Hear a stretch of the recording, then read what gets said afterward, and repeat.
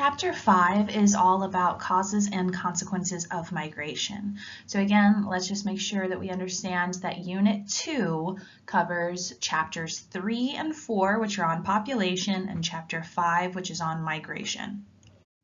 More than any other nation on Earth, America has constantly drawn strength and spirit from wave after wave of immigrants.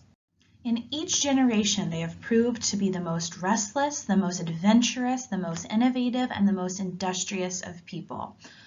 This is a quote from President Bill Clinton's commencement speech at Portland State University in 1998. So the essential question for Chapter 5 is, how does migration impact society? In his 1998 commencement address at Portland State University, President Bill Clinton highlighted the ongoing impact of immigrants coming to the United States. The United States is the most populous immigrant country in the world.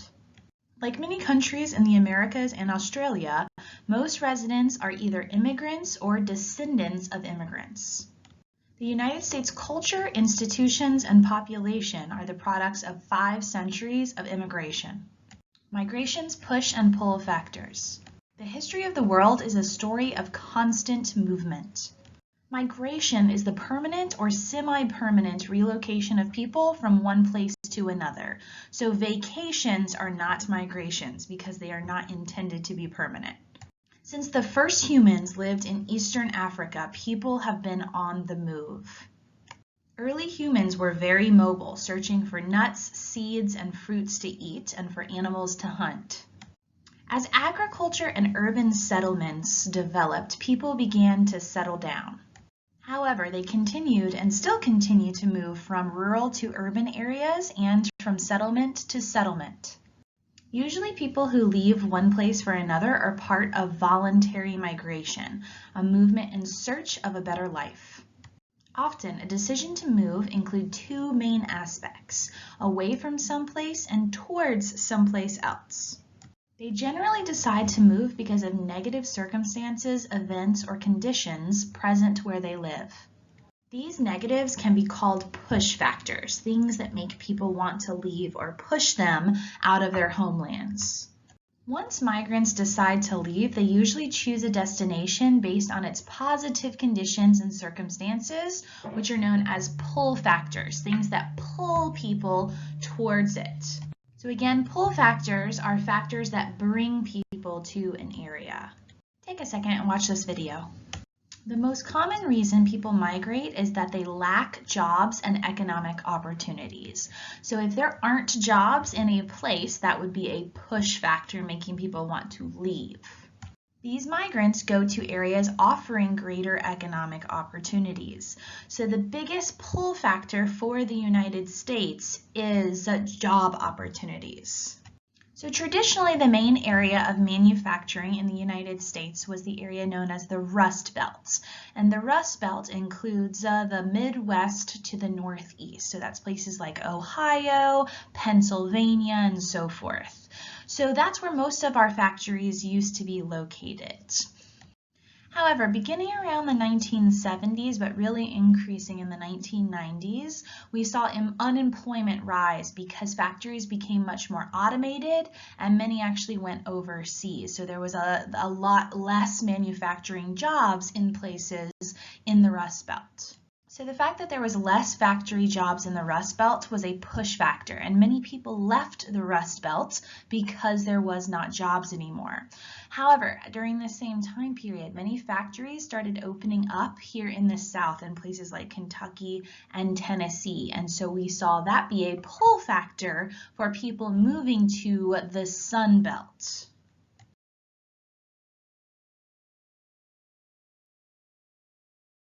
So the area in red is the area known as the Rust Belt. So again, this is an important region for you to know for this class.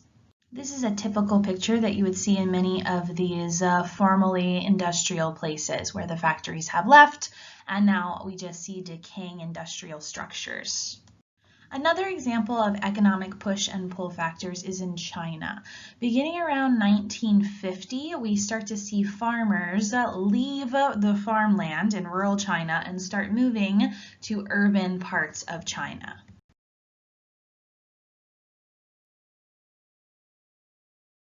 The push factor for this migration was the increased use of machines and consolidation of small farms into a few larger farms, which reduced the need for farmers. So because there was less farm jobs, many of those former farmers moved to the cities in order to find jobs. Now a case study on the European Union. In 2004, the A8 countries, which are the Eastern European countries, joined the European Union, allowing them the freedom of travel and permission to work anywhere inside the EU. Because of this newfound freedom to migrate, 600,000 migrants moved from Eastern Europe to the UK, 62% of them from Poland looking for work because there is better economic opportunities in the UK than in Poland. Most of the immigrants were unskilled, with 40,000 being factory workers, 12,000 kitchen assistants, and 9,000 farm workers, and only 130 being IT experts, 95 plumbers, and 10 baristas. Because of this large influx of migrants, there was pushback in the UK, and it actually is one of the main reasons that we have seen Brexit, which is the British exit from the European Union. The benefits is that migrants are willing to work long hours for little pay, which means these low-skilled jobs that migrants do keep the prices of these various products down for the rest of the population. These low-skilled immigrants also learn new skills, they spend money boosting the economy, and they do the dirty jobs that many people in those countries don't want to do. The problem, though, less jobs for the British people. Also pressure on services such as schools, housing, hospitals, welfare. Also, many immigrants leave family back in the home countries and they send a portion of their paychecks back to the home country, which benefits the home country, but it's not good for the country they're in because that means that money is not being spent in that country's economy. This money that migrants send back is known as remittances. Also, because these low-skilled immigrants are willing to work for less pay, it actually lowers wages for other workers as well. Also, it can increase racial and ethnic tensions as cultures and customs clash.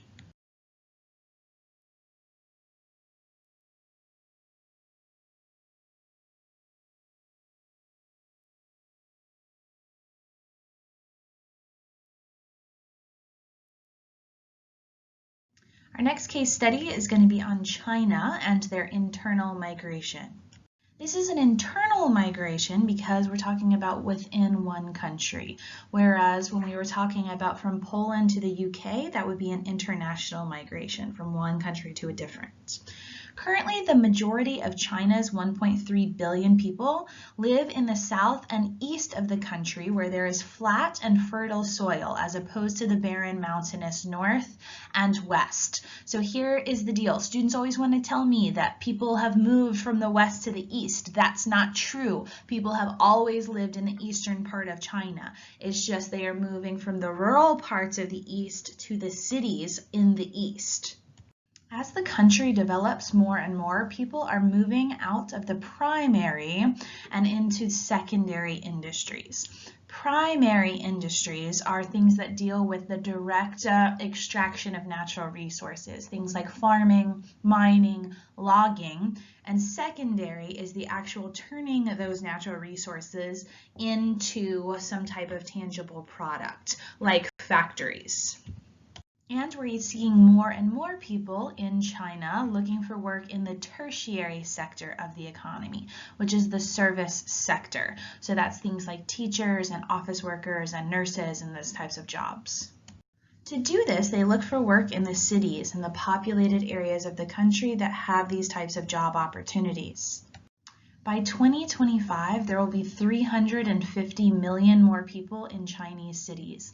That's more than the entire population of the United States. And by 2030, a total of 1 billion people will live in urban areas, including 221 megacities, which is a city that has a population of 10 million people or more, containing more than 50,000 skyscrapers, which allows us to live in these very densely populated areas. The benefit of this rural to urban migration in China is less pressure on the land for farming and increased industry in cities. Problems with this urbanization are increased pollution, overcrowding, and services being put under stress. In rural areas, services are less likely to be improved because there's not very many people there, so the government doesn't feel like they need to worry about it. And less food is produced, so China may have to start importing more food. So all the things about jobs have to do with economic push and pull factors, but there are also social push and pull factors. And social has to do with more human interaction types of things. People will often migrate when they experience discrimination and persecution because of their ethnicity, race, gender, or religion. They move to locations where they can practice their culture safely. People are often influenced by kinship links or ties with relatives or people from their same ethnic group who have already settled in a place. That is known as chain migration. So moving to a specific area because there are people like you that are already there. So really good examples of chain migration that you can see in the United States are places like Chinatown in San Francisco, Little Italy in New York. These are neighborhoods of cities where people from these particular countries moved to because there was people from those countries that were already there. And even here in a local example, my students have told me about Champions Run and many Indian families moving there. That would be an example of chain migration. An example of a social push and pull factor migration here in the United States were the Mormons. The Mormons, which is a sect of Christianity, started in the late 1800s in New York, the state of New York. However, because they were persecuted, they started to leave New York and look for a place where they could be left alone. The Mormons decided to start moving out west, which was new territory recently acquired by the United States. So the push factor for why the Mormons left the East was this anti-Mormon violence in places like Illinois and Missouri, which resulted in the death of leaders like Joseph Smith. So the Mormons felt threatened in the East, and so they started to move to the western part of the United States. Approximately 70,000 Mormons migrated to the area that is known as the Great Salt Lake today, a place chosen for its isolation and agricultural opportunities. So they settled in Salt Lake City, Utah, so that they could be isolated and left alone.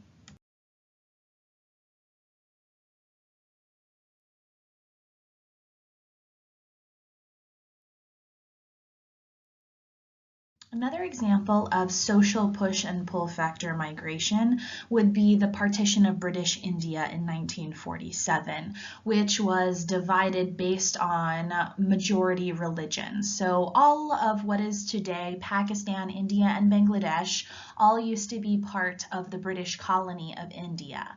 However, when the British were giving India its independence, they decided that Muslims and Hindus were not going to be able to live in the same country. And so it was decided that Pakistan would be created as the Muslim majority country, India would be created as the Hindu majority country. The problem was it wasn't a perfect split. There was tons of Muslims in India and tons of Hindus in Pakistan after this border was created. And so a very, very large migration took place of these different groups trying to get across to their right, and that's in quotes, border.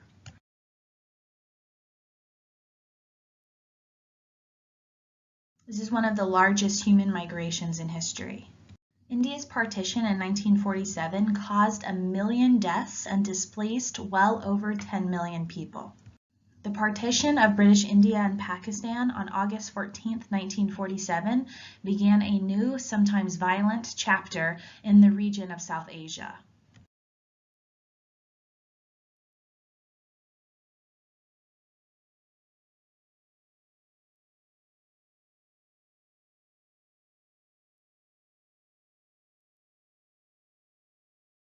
Take a second and watch this video. So the push factor here was really religion and being with your majority group, and violence resulted in at least 200,000 deaths. So again, anywhere between 10 to 14 million people migrated in hopes of finding safety in the new country based on their religion. So we've talked about economic push and pull factors, which had to do with jobs. We've talked about social, which had to do with culture. Now we're going to talk about political push and pull factors. People who oppose the policies of a government often migrate because they face persecution, arrest, and discrimination. Such political migrants move to countries that support their political views or will offer them asylum. Asylum means the protection from the danger they faced in their home country. So if a person from Honduras comes to the United States and says that if they go back to Honduras, they will be murdered, and we allow them to stay here, they are seeking asylum in the United States. One example of a political migration that took place was when Cuba became communist in 1959, when Fidel Castro took over Cuba. So Cuba becomes communist during a time period known as the Cold War. And the Cold War was between the United States and the Soviet Union and was really a battle of ideas between the communist Soviets and the democratic capitalists here in the United States. And so the United States felt this was a great threat because Cuba is only 90 miles from the United States, as you can see here on this map. So this is a picture of Fidel Castro when he took over Cuba and turned it communist. So basically anybody who opposed communism or Castro faced jail or possibly even being killed if they spoke out against Castro. So the push factor was political in this situation. And many of these people fled to the United States. So because of the situation with the Cold War, we accepted these Cuban, what we called refugees, and gave them asylum here in the United States, knowing that if we sent them back to Cuba, that they would be jailed or killed. Take a second and watch this video. Another example of a political migration happened when China took over Tibet. Tibet is the region right above the Himalayas, right above Nepal and India's border. And the Dalai Lama, who is the head of one of the branches of Buddhism, and those Buddhists became under threat from communist China. So this is the area of Tibet, which again, the People's Republic of China or Communist China took over. This, again, is the Dalai Lama, who is the head of a specific branch of Buddhism, and this region is a predominantly Buddhist region, but in Communist China, religion is not seen as something that people are supposed to practice, and so he became under threat and had to flee with many Buddhists when Tibet was taken over. So he's known as His Holiness the Dalai Lama, which is the title, and he is the spiritual and temporal leader of the Tibetan people. This is a picture of him today. He was born to a peasant family, and His Holiness was recognized at the age of 2 in accordance with Tibetan tradition as the reincarnation of his predecessor, the 13th Dalai Lama. Dalai Lama means ocean of wisdom. So the push factor was the Chinese persecution, arrest, and killing of many of the Tibetans who opposed the communist Chinese takeover of Tibet. The Dalai Lama and his supporters fled Tibet in 1959 when the takeover happened to India, which allowed them to set up a government in exile. So India allowed them asylum. Take a second and watch this video. Next case study is the country of Germany. Syria, which is a country here on the map located in the Middle East, has been in the midst of a civil war since 2011, and approximately 13 million Syrians have and are escaping, many of them fleeing across the Mediterranean to Europe. You can see here many of them are willing to risk their lives on unsafe vessels in order to try to get to freedom and safety.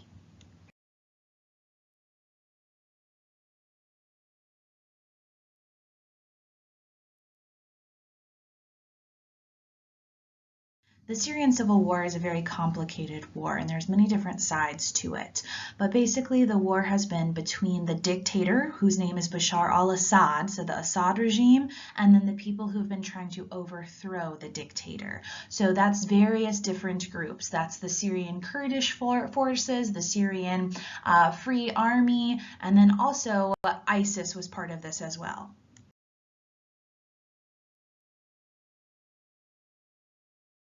Take a second and watch this video. So most of the people fleeing Syria are fleeing because literally if they stay in their homes, they will die.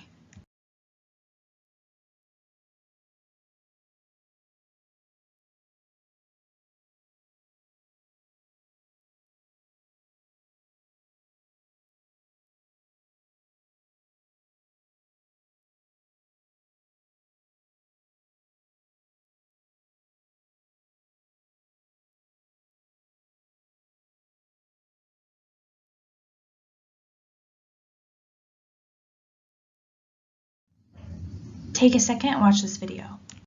Many countries have not wanted to accept the Syrian refugees. However, countries like Germany and Sweden have been more accepting, and that is why many of the Syrian refugees have tried to make their way to Germany. However, it's important for you to understand in refugee situations, most refugees are going to end up in places that are actually the closest to the country that they are leaving. So as you can see from this graduated symbol map, there's actually many more Syrian refugees in the countries that border Syria, Turkey, Lebanon, and Jordan than there are in the European countries. Take a second, watch this video.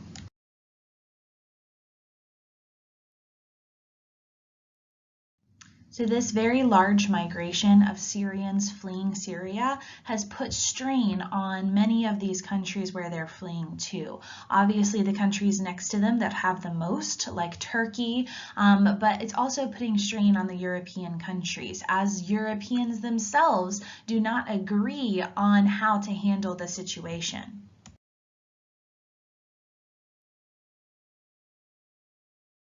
So again, these are refugees. These are people who are fleeing for their lives from barrel bombs and shootings that have destroyed their homes and killed family members. Others are immigrating to prevent being abused by radical religious groups like ISIS was. Also, the refugees are attempting to avoid political persecution as the government has arrested and tortured civilians who they think could be working against them, who have trained child soldiers and organized kidnappings and extrajudicial executions. Many of these Syrian refugees seek asylum in Germany because the country provides economic stability as the current unemployment rate is low. So because they have a great economy in Germany, that's one of the pull factors for Germany. One of the reasons that this is actually helpful to Germany is because Germany is in stage 5 of the demographic transition, which means they really do need an influx of younger workers to help to be able to pay taxes to support the elderly larger population. Another pull factor to Germany is the social situation. Germany is perceived as a country that protects and promotes human rights. So they're friendlier to refugees than many of the countries that they've had to go through in order to get there, like Hungary, which is known to not be friendly to refugees. Germany offers social services for these refugees, which include food, shelter, and language courses. Take a second and watch this video. So we've talked about economic, social, and political push and pull factors. Now finally we need to talk about environmental push and pull factors. People often migrate to escape harm from natural disasters, drought, and other unfavorable environmental conditions. Such migrants move to areas that are not under the same environmental stresses. One internal migration here in the United States that happened because of environmental push and pull factors was known as the Dust Bowl. And the Dust Bowl took place in the Great Plains, these areas in Colorado, Kansas, Oklahoma, and Texas in the 1930s because of a combination of drought but also human environmental factors. So this severe drought made it impossible to farm the land. And so the push factor there was not being able to farm the land due to this environmental collapse. So it's known as the Dust Bowl because them not being able to farm, and because of this drought, basically all of the topsoil and the wind in the Great Plains created the conditions for the soil to basically just be swept away in these great wind sandstorms.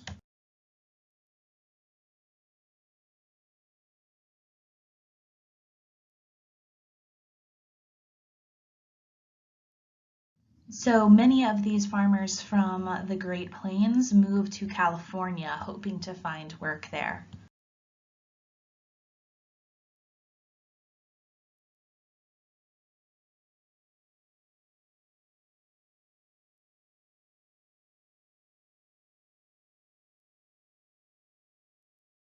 Another environmental migration took place in Japan in 2011 with the Fukushima nuclear power plant meltdown. So this power plant was located, as you can see, right on the coast of Japan. The reason why it's an environmental is because it was an earthquake and tsunami that actually caused the damage to the nuclear reactors, which released a ton of radioactive materials.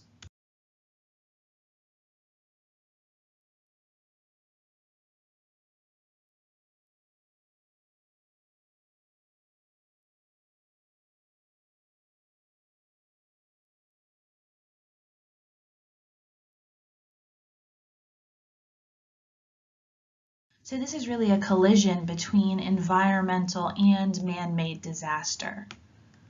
Because the radioactive materials made the area around Fukushima uninhabitable, many of the residents near where this power plant was located resettled in cities around Japan. All right, so again, we have covered economic, social, political, environmental, and now demographic push and pull factors. As we learned in chapters 3 and 4, some countries are unbalanced demographically. For example, in the case of a gender imbalance, young adults may not find someone to marry. We know that that's an issue in China because of the one-child policy and the male preference. We now have at least 30 million more males than females. The United Arab Emirates has a very large gender imbalance. As you can see from their population pyramid, they have a significant amount more males from the age of 20 to about 45 than females. Now, this is not because of a male preference. The reason why the UAE has such a large number of males compared to females is because of guest workers, immigrants who have come to the UAE to mainly build things. When you guys think of places like Dubai, you probably think of beautiful big skyscrapers. Well, who is building all of that? It's males, but they are coming mainly from South Asian countries like Bangladesh and India. So in the UAE, again, the reason why we see such a large male to female ratio is because of construction and guest workers.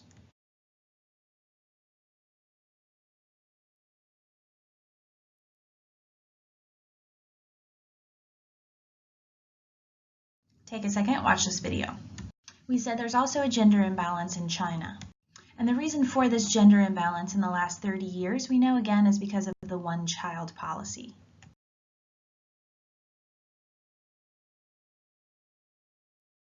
If the population is too young, the country may eventually become overpopulated. Geographer Wilbur Zielinski made a connection between migration patterns and the demographic transition model. The Zielinski model of migration transition, which is also known as the migration transition model, claims that the type of migration that occurs within a country depends on how developed it is or what type of society it is. His model explains that countries that are in stages 2 and 3 of the demographic transition model experience rapid population growth and therefore overcrowding, which causes people to want to leave those countries and move internationally. This overcrowding limits the economic opportunities of the people and acts as a push factor. So when countries are especially in stage 2 and their populations are growing very rapidly, you're going to see the most out-migration, the most international migration taking place during that time period. Think about Europe, all right? We learned that Europe was in stage 2 right after the Industrial Revolution, which meant the 1800s. And think about that time period here in the US. That's when tons of Europeans were moving here to the US because their populations were growing rapidly in Europe. Now, today we know European countries are mainly in stage 4 or 5. Do we see a lot of Europeans moving to the US or anywhere else? No. Let's compare the Manhattan borough of New York City with the state of Idaho. Roughly 1.6 million people live in each location, Manhattan being a tiny island, Idaho being a very large state. However, in Manhattan, they are packed into only about 24 square miles, while in Idaho, they live within 84,000 square miles. Manhattan's population density, the number of people per square mile, is 68,000 people per square mile. Idaho's population density is only about 19 people per square mile. Thus, they migrate to less crowded stage 4 or 5 countries, which offer greater economic opportunities with growing economies and aging populations. So let's look at the example of farmers in Europe in the 1800s, which we said this was a time when they were leaving. So the population of industrial countries increased while land became scarce. The European migrants came to the United States in part because of the Homestead Act, which gave them plots of land. So in Europe, in the 1800s, they were in stage 2 of the demographic transition, which meant population was growing very rapidly. And so in order for there to be enough land for those farmers, they came here to the United States in order to continue.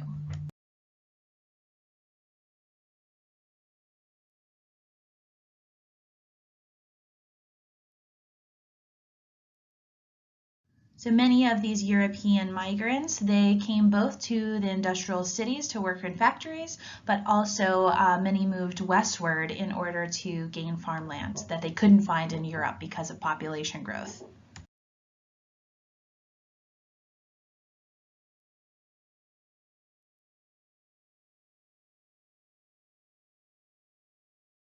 Another example of demographic push and pull factors is today. Young, educated people leaving less developed countries in Latin America, North Africa, the Middle East, and Asia for more developed countries. Many people in less developed countries live in areas where population is growing very quickly, and unemployment and underemployment is high. Developed countries in North America and Europe with aging populations need these younger workers for difficult jobs, so they attract immigrants from less developed countries.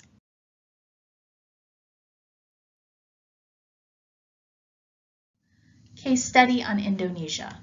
As we see, Indonesia is a country made of over 10,000 islands located in Southeast Asia. Between 1980 and 1986, the Indonesian Transmigration Program supported the movement of more than 2 million people. The government moved people from the densely populated inner islands of Java, Bali, and Lombok to the less populated outer islands of Sumatra, Kalimantan, Sulawesi, and Irian Java. Because of the size of the program and because a number of settlements were opened in forest areas, the program attracted international attention, particularly from environmental groups concerned with deforestation and conservation. In 1986, new settlement under the Transmigration Program came to a virtual halt as the government reassessed its priorities. Transmigration was a scheme created by the Indonesian government to ease overpopulation in the capital of Java. So Java is the most populated island, and that's where the capital city of Jakarta is located. But actually, just this last year, they are going to move the capital to a different island, again, to encourage migration by moving people from this core area to the less populated areas of Indonesia, which is known as the periphery. So the government gave incentives for people to move to these less populated islands. They gave them free transport, free land and housing, and other assistance such as food and fertilizer for the first 12 months.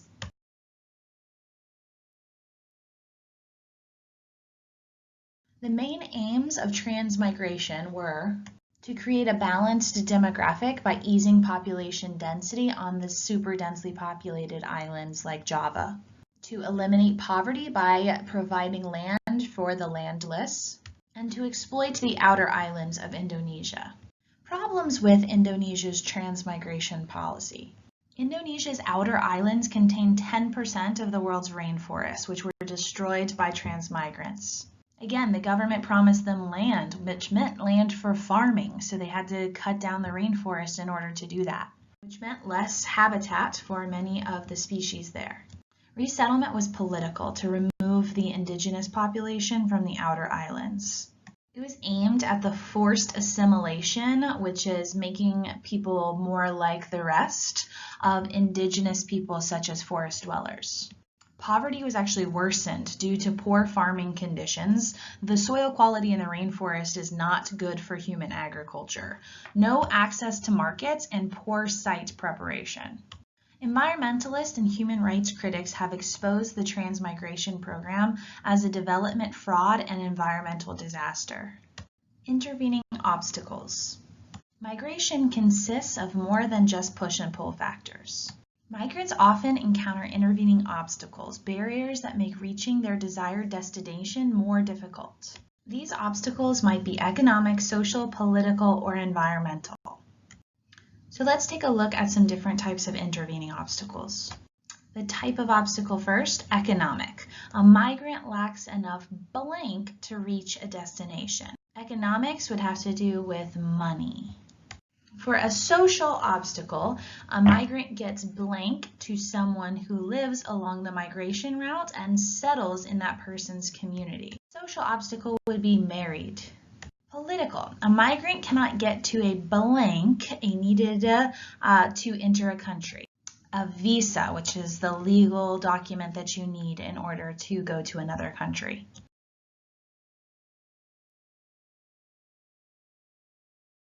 Environmental obstacle would be a migrant cannot cross the sea, desert, mountain range, those types of things.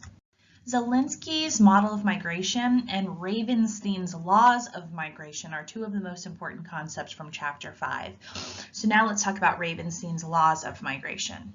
In the 1880s, German geographer E.G. Ravenstein noted 8 patterns or laws about migration tendencies, patterns, and demographics. And remember, in the 1800s, population was growing rapidly in Europe and lots of people were moving. Some of the laws have changed or been modified, but they still form the basis for migration theory. Ravenstein's first law of migration says that most migrants travel only a short distance. The further apart two places are, the less likely it is that people will migrate between those places. A great example of this is the fact that most of the Syrian refugees are in the countries located right next to Syria, Turkey, Lebanon, and Jordan, right? Because it's the shorter distance.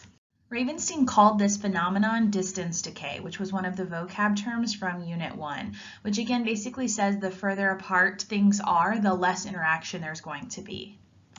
In the 1960s, geographers expanded this to time distance decay, the idea that things near each other are more closely connected than things that are far apart. Ravenstein's second law of migration says that migrants traveling long distances usually settle in large urban areas, meaning that big cities are going to be more likely to attract long distance migrants. So many of those European migrants coming to the US landed and stayed in those big cities like New York and Boston. This is mainly because migrants believe that a larger city will have more opportunities than a smaller city. Combining the concept of distance decay, the belief that the greater pull in larger communities, and the assumption that more people are likely to migrate from a large community than a small one, Geographers developed the gravity model of migration, which basically says that the bigger the place, the more the pull or the more gravity it's going to have, and it's going to draw more migrants to it. One demonstration of the model is the Cuban migration to the U.S. following Fidel Castro's successful overthrow of the Cuban government in 1959. So again, Cuba is an island country located in the Caribbean. It's only 90 miles from the Florida Keys. Most people settled in the state closest to Cuba, which is Florida. And most settled in large cities such as Miami. So Miami has the largest Cuban population in the United States. And in fact, there's a part of Miami called Little Havana because of the concentration of Cubans in that part of Miami. Today, more than 2/3 of Cuban Americans in the United States live in Florida, and more than half of all Cuban Americans live in Miami. The next law of migration, according to Ravenstein, is that most migration occurs through what is called step migration, which is a process in which migrants reach their eventual destination through a series of smaller moves. For example, in a common pattern in rural to urban migration, a migrant from a small town is most likely to move first to a larger town, later to a small city, and finally to a large city. Rural to urban. Most migrations throughout human history have been from rural to urban areas. Prior to the Industrial Revolution, most people lived in rural areas, but because of the Industrial Revolution, rural areas needed fewer laborers on farms, and cities needed more people to work, first in factories and now today in offices. This rural to urban movement remains common today. So the push factors that are causing people to leave rural areas is a limited range of jobs, mechanism of farm work, lack of higher education services, poor infrastructure, low-paying jobs, and reduced land ownership. And then the pull factors for why people are moving into the urban areas or the cities is there's a lot more service sector jobs, universities, entertainment, manufacturing jobs, good infrastructure, and higher wages. This includes migrations both within countries, which is known as internal migration, like rural residents of India moving to Indian cities, and between countries, like rural residents of Syria moving to cities in Germany. So again, one of the reasons why so many Syrians have chosen Germany, even though it's further away and they have to go through many other countries that aren't at war, is that economic pull of those German cities. And the fact that Germany is much more open to refugees than many of those other countries in Eastern Europe. Ravenstein's next law of migration is known as counter-migration, where each migration flow produces a counterflow or movement. So again, counter-migration is when each migration flow produces a movement in the opposite direction, called counter-migration. For example, in the 1990s and early 2000s, as many Mexican migrants were moving to the United States, a counter-migration of people moved from the United States to Mexico. Many times the reason that counter-migration happens is because a lot of people think the grass is going to be so much greener on the other side, and when they get there, they find out that it actually isn't, and many of them end up going home because of, family connection and cultural connections. Almost half of all of the Italian immigrants that came to the United States in the 1800s ended up back in Italy, and so that again is that counter-migration. So again, many of the counter-migration is really a return migration, those immigrants moving back to their former homes. Others, though, were retirees from the United States who had never lived in Mexico but were attracted by its warm weather and lower cost of living. One result of counter-migration is neighborhoods of former U.S. residents now living scattered throughout Mexico. So just like we said there's ethnic neighborhoods here in the U.S. like Little Italy and Chinatown, there are now these American neighborhoods in certain parts of Mexico and other countries. Today, about 1 million retired U.S. citizens live in Mexico. Ravenstein's next law of migration deals with the youth. According to Ravenstein, the most common migrant are young people, so younger adults between the ages of 20 to 45. People in that age group are usually not as established with jobs, homes, and families as older groups, so they're more likely to move to improve their fortunes. The next law of migration has to do with gender. According to Ravenstein, most international migrants are young males, while more internal migrants are female. The reason for this is men are more likely to move outside of the country looking for work. For example, several countries in the Middle East have guest worker programs where they recruit young men from South and Southeast Asia to work in the oil and construction industries. And remember, we saw that with the UAE's population pyramid, how they have a tremendous amount more males 20 to 40 years old because of this. Women are more likely to move within a country. So again, that's internal migration. One reason is that many women living in traditional societies move in with their husbands and husbands' families. And many times that means moving from a different village to a different village or from one city to another. All right, our next topic is global migration through history. The rate and breadth of migration increased in the 15th century with the European age of exploration. As Spain, Portugal, Great Britain, France, and other countries sought resources and markets around the world, they spread their cultural influences. By the early 20th century, most of the world had at times been colonized by Europeans. Effects of colonization. As a result of colonization, European languages, religion, and culture spread across the globe. Think of us right now. We are in the Americas, and most people in the Americas speak a European language, whether that's English here in the US, Spanish for most of Latin America, Portuguese in Brazil, or French in parts of Canada. All of the major languages spoken in the Americas are actually European languages. Throughout the Western Hemisphere, which is the Americas, the indigenous populations and their cultures were nearly wiped out by European diseases and replaced by European cultures, especially smallpox. The Native Americans, because they had been totally isolated here, they had no experience with smallpox, and so they had no immunity to it whatsoever. As a result of the complete decimation of the indigenous populations, European languages and Christianity dominated and continue to dominate the Western Hemisphere. In contrast, because of their geographic closeness, Africa and Asian people shared the same diseases carried by Europeans. So many people in Africa and Asia had built up some immunity to things like smallpox and therefore were not as affected by it. Hence, in those places, European cultures mixed with the existing cultures instead of just completely wiping them out.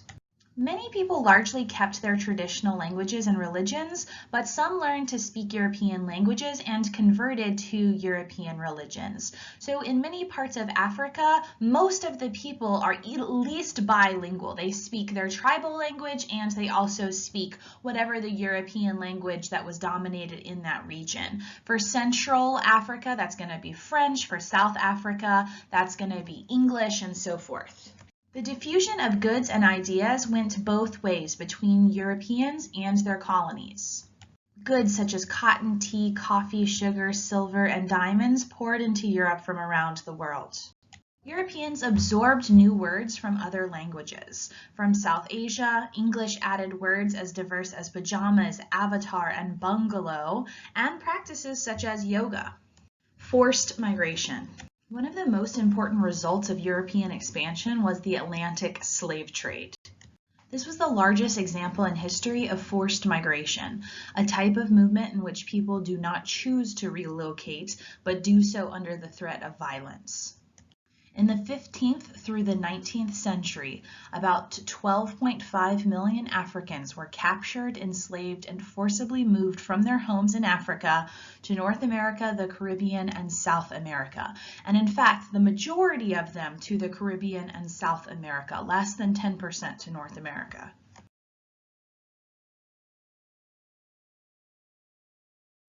Slavery today. While the Atlantic slave trade ended in the 19th century, slavery still exists today.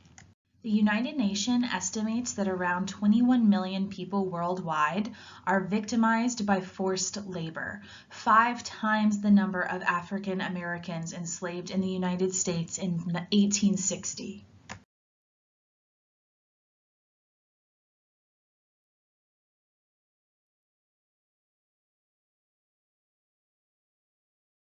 Displaced persons and refugees. Forced migration can result from political and environmental crises that threaten people's lives. The Iraqi army is using the houses of civilians, which are just everyday people, as headquarters for it, preventing them from coming home, said Ahmed Nafris. As a result of the war against ISIS terrorists in Iraq, the number of displaced persons has risen dramatically. Since such migrants usually flee quickly in order to stay alive, they cannot bring many items with them, just what they can carry. Most intend to return to their homes once the danger has passed.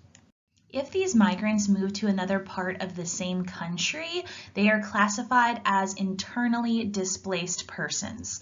So Syrians who fled the Syrian city of Aleppo for the Syrian city of Damascus are considered internally displaced persons. If they cross international borders and they have a well-founded fear that they will be harmed if they return home, they are refugees. So Syrians who have left Syria for Turkey, Lebanon, or even Germany are all considered refugees. The country that's caused the most amount of internally displaced persons and refugees in the last few years has been Syria, which is located here in the Middle East. We've already covered a little bit about the Syrian civil war, but again, as you can see from this map, there's lots of different sides. The Syrian civil war that began in 2011 forced half the population to flee, resulting in over 6 million internally displaced persons, which means they're still in Syria, and over 4 million refugees, which means they've crossed international borders. So let's give some specific examples of displaced persons and refugees. So the situation in Afghanistan has also caused a lot of internally displaced persons and refugees. Many Afghan people moved to safer areas during the war between the US and the Taliban, which began when the United States invaded Afghanistan in 2001. Afghanistan is this country right here that borders Pakistan and Iran and several of the Central Asian countries. A political example of refugees were when the Jews fled Nazi Germany in the 1930s and 40s, hoping to find safety in other countries, many of which came to the United States.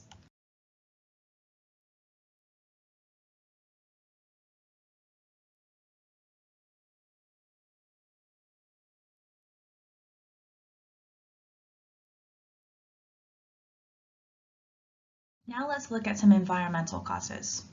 Thousands of Louisianans fled to neighboring states after Hurricane Katrina in 2005, many of them settling in Texas, especially places like Houston, Texas, and then also here in Atlanta, Georgia.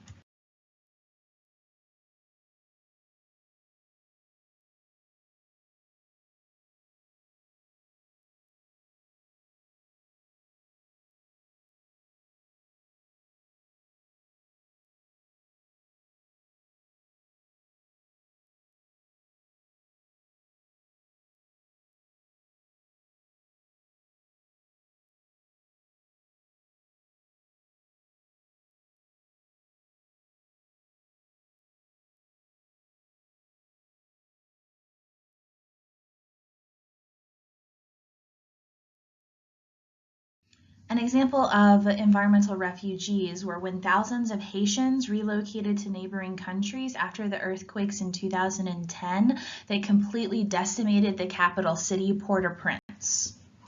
Haiti is just one half of the Caribbean island known as Hispaniola. The epicenter of this earthquake was located right next to Port-au-Prince, the most populated city in Haiti.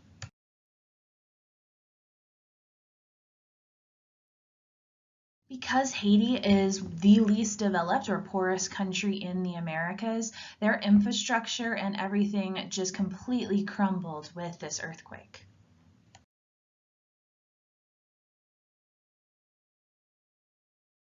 Case study Iraq. Iraq is this country located right here in the Middle East. As you can see, it borders Syria, Turkey, Iran, Saudi Arabia, Kuwait. A member of the Iraqi government and the Iraqi army's deployment has said that one of the reasons why there's been so much issues with internally displaced persons is because the army itself is hindering the displaced persons from returning to their homes.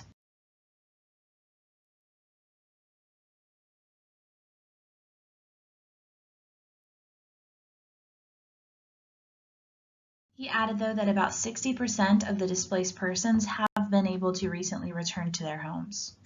But because the Iraqi army is using the houses of civilians as headquarters, it's preventing them from coming home in many cases.